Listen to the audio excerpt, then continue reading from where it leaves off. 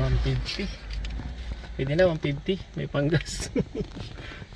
Ready na tayo. 5 AM. Goryong naman tayo ngayon. Mga 30 minutes din ang biyahe papunta sa Goryong. Kailangan nating makarating before 6. Yun guys, andito na tayo. 5:45 na rin nung makarating tayo dito. Nag-uumpisa na rin silang mag-dispatch ng mga tao. Pag dito kayo mag-aalba sa Goryong, ganito ang sitwasyon yan. Hindi nyo alam kung anong trabaho ninyo o saan kayo pupunta. Basta automatic farm. Malalaman nyo na lang pag nasa area na kayo. Kung napanood nyo yung movie na Genie, ganun din ang proseso. Pipili yung mga tao, tapos pipili yung sadyang kung sino yung kukuhanan niya o ano yung kailangan niya. Natuwa nga yung kasama ko pagdating dito, may bonus na kaagad sila kay Sadyang. Siyempre ako din. Kaitได้หรอบ่ Gusto nito. Ano na agad? 6:40, nag-umpisa na kami bumiyahe papunta dun sa aming pagtatrabahuan. Paglabas pa lang namin ng bahay ni Sadyang, bumungad na kaagad sa amin ang pagkalawak-lawak na farm. Siyem kaming magkakasama. Ako ang pinaka-pogi. 8 babae, 1 pogi. Siguro mga 10 minutes din na biyahe mula doon sa bahay niya, yung farm niya. Ang napansin ko dito sa daan, hindi ka pwedeng sumalubong. Talagang isa lang talaga yung kasya. Yun, nandito na tayo sa pwesto natin. Grabe, lawak. Lawak ng tatrabahuin natin. Ngayon lang, ingay. Meron ding mabagal. Katulad dito. Siya nilang mag-isa na iiwan siya ng marami. Buti nila hindi ako kasabay. Kasama ko nito. Mabagal. Ang trabaho ko nga dyan ay maglagay ng putik sa ibabaw ng plastic para hindi lumipad. Buti na nga lang at hindi ako pinagtanim ni Sadyang. Kung ako'y pinagtanim, naku po! Siguradong tagilid na naman pag uwi. Kahit malamig ang panahon ay talagang pinagpapawisan din ako. May mahirap din na magpala. Ang kagandahan dito, mabait yung amo. Hindi katulad ng iba na talagang bantay na bantay ka. Uy ate, kaya mo pa? Hindi na naimik si ate, napag-iwanan na, parang naiyak na. Break time na, break time na. Andun yung mga kasama ko sa kabila, puro mga babae yun. Tayo lang ang pogi. Nandun tayo. Oh, parang nagpipiknik. Dito tayo kakain. Ilog. Ayun o. Tingnan tayo man. Oh, dito tayo sa ilog. May ulam natin, itlog. Sinama ko na.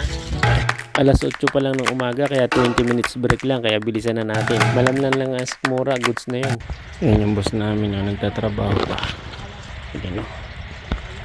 Break time muna, mamaya muna ulit. Ako nagdadala sa kanila ng mga bawang na yan. Ayan.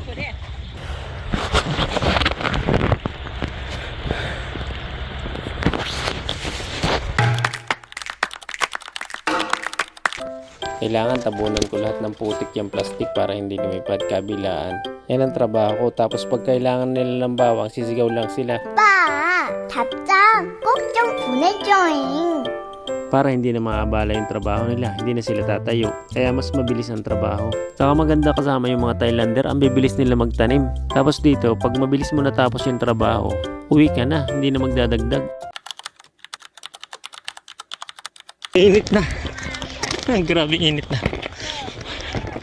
Dahil wala kaming mapwestuhan, sinundo kami ng amo namin para doon kumain. Dito na nga lang kami naglatag sa labas. Dahil kumain na tayo kaninang alas 8 at kakaunti na ang natira. Bus na ang ating baon, tutulog na lang tayo. Ay, tulog muna tayo. Dahil ang ingay ng mga Thailander, nanguha na lang tayo ng cam. Ang dami nga nang napanguha ko dyan, may 5 kilo yata. Baka 30k na to.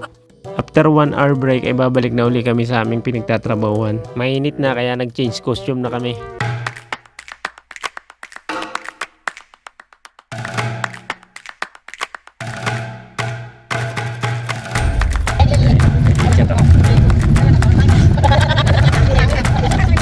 Okay. Dito na tayo sa workplace natin. Laban na uli. Nugang ingay, hindi ko maintindihan na nagsasasabi. Ito nyo yung lawak na yan. Nalagyan ko lahat ng lupa. Parang nala, kakaunti na. Oh, hindi ko na stress pala. Mag-alas 2. Ano kaya sunod pagkatapos na rin? Tapos na. Ayan o, pinagtutulong-tulungan na nila yung mabagal. Tutulungan ka rin naman nila eh, kaso iniiwan muna nila ng malayo bago nila tulungan. Ang diskarte nila para makauwi ng maaga, bibilisan nila. Yun, tapos na pala yun. Uwi na. Mag-alas 3 pa lang. Ganito dito sa Goryeo, kapag mabilis ka natapos, tapos yung amo mo mabait. Tulad ngayon, alas 3 pa lang, pinauuwi na kami. Pagkatapos namin dito, babalik na uli kami doon sa agency para kumuha ng aming sahod.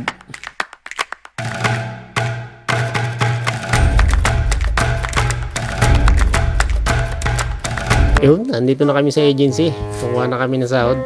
Papaldo na naman. Mga alas 3 Gs, nandito na kami. Wala pa yung mga iba, kami ang pinakaunang nakauwi. Kami ang first honor. May award yan. Pero tuwang-tuwa yung sadyang namin na pinag-alban ha. Sabi niya sa amin, kami daw uli sa sunod. Sabi niya, the best daw kami. The best. Hindi niya alam yung mga Thailander lang the best. Yung kasama nilang Pinoy, pugi lang.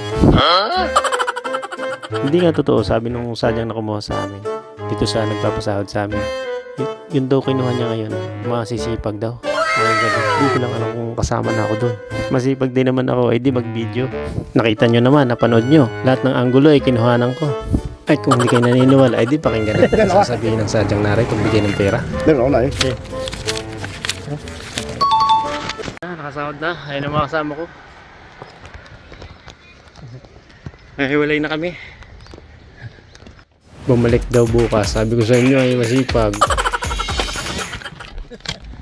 Pwede na, 150. Tara, pambiyahin natin. Labi muna tayo. 3:20 pa lang, andito na tayo sa biyahe. Alam niyo yung maganda dun kapag kasama nyo ay yung mga mabibilis magtrabaho. Siguradong mabilis kayo makakauwi. Sila kasi yung mga Thailander. Yun na yung araw-araw nilang ginagawa. Hindi sila nagkakampani. Sabi nila, mas malaki daw ang sinasahod nila dito. Tama nga naman. So kapag alam ni Sadyang na wala ka ng company o yung puro alba ka lang, ikaw yung priority niya. Para sa akin ay experience. Experience ang habol ko bukod sa kumita.